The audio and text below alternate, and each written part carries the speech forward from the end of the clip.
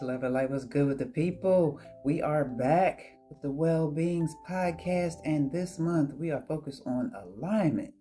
Highly appropriate with the Lunar New Year starting on February 17th, which is at the time of filming tomorrow. Very much in alignment. The year of freedom, the year of the fire horses upon us, y'all. All right. Now, question number 1, how do you know alignment is happening between you and others? And have there been times when being in alignment caused more harm than good? I know myself and others are in alignment with one another when our thoughts, what we say, what we do, or a combination of the three come to pass. An easy example is the consistent alignment of opinions and artwork and just general conversation within the Well-Beings Collective.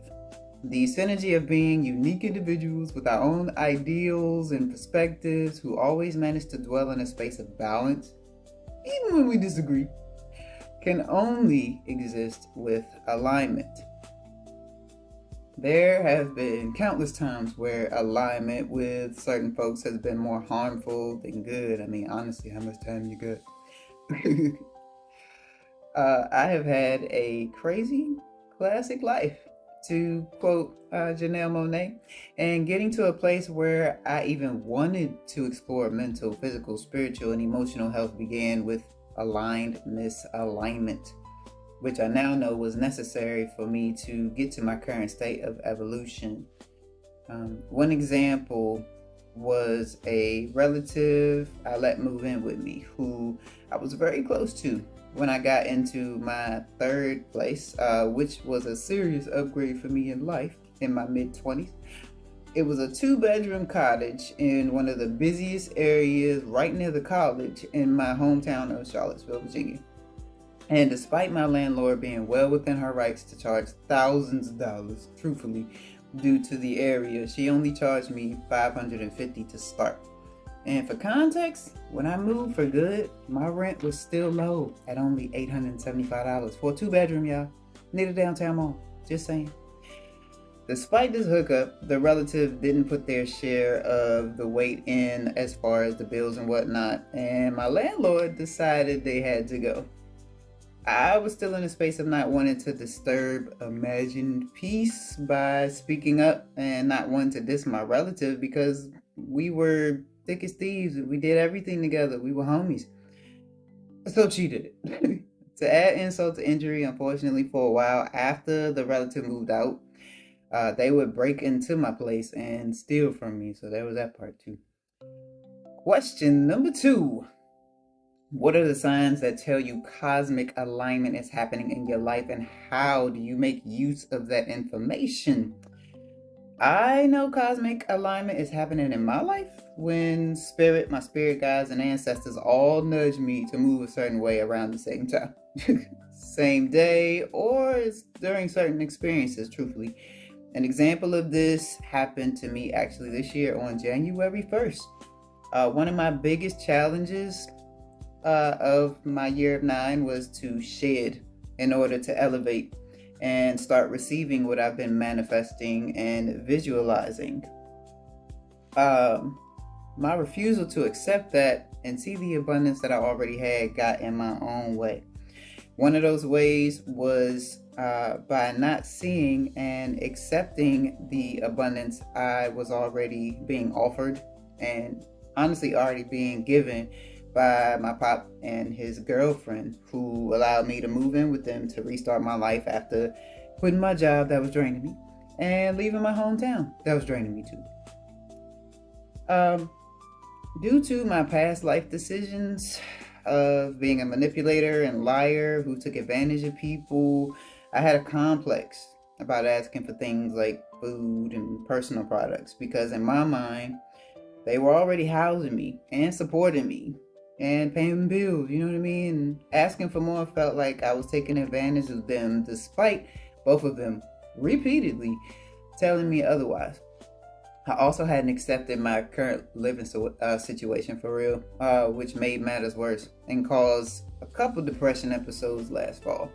because I was harping on being 36 and not being independent, which has been my life since I was 19. Instead of seeing the bravery and the courage of choosing myself by moving and quitting my job and seeing the abundance in that. I'd already earned a lot of abundance by being obedient and changing and upgrading the trajectory of my life, by healing and loving on myself. I just didn't fully see that yet.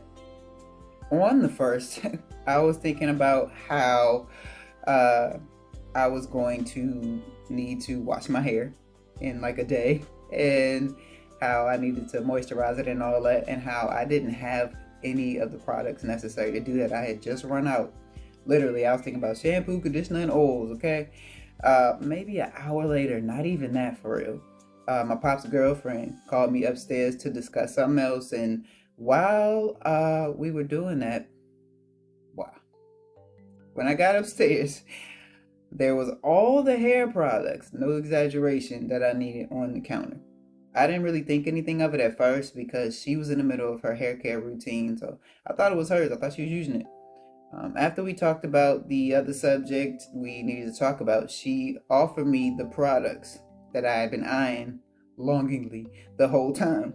And I knew right then and there that this was a necessary yes, despite thoughts in my mind influencing me to say no.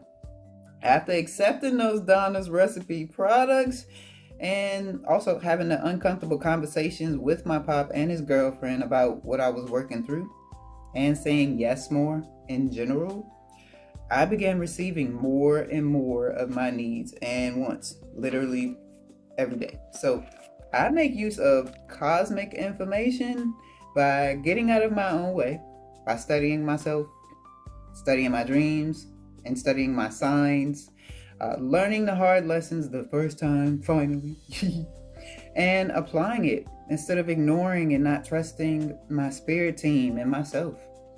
The day anyone does that is the day everything changes. I can promise that from now. Personal experience, y'all. It's real. Question number 3. Does your body ever let you know you are out of alignment? If so, in what ways? Dear Lord, yes.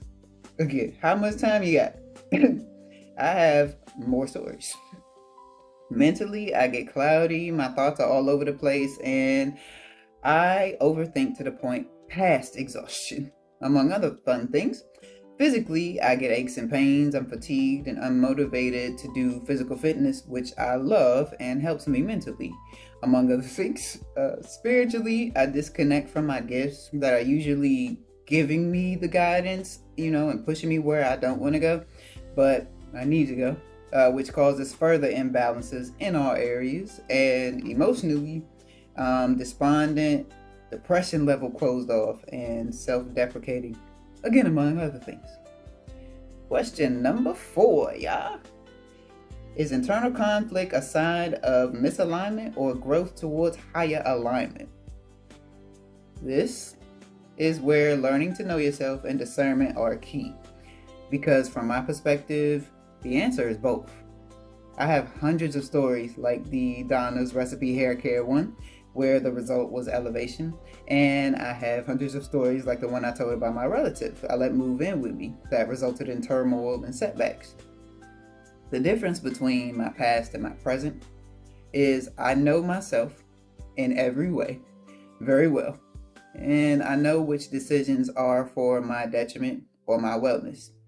I'm open to uncomfortable conversations, open to learning or unlearning, trusting of my spiritual gifts, major key, and spiritual guidance, major key, and most importantly, with respect and gratitude to the Most High. I'm in full acceptance of the fact that I am one of one. No one else thinks or moves like me. The only person who will ever fully understand me is me. And I'm in absolute awe, and I am in absolute love with myself, y'all. That is alignment in itself.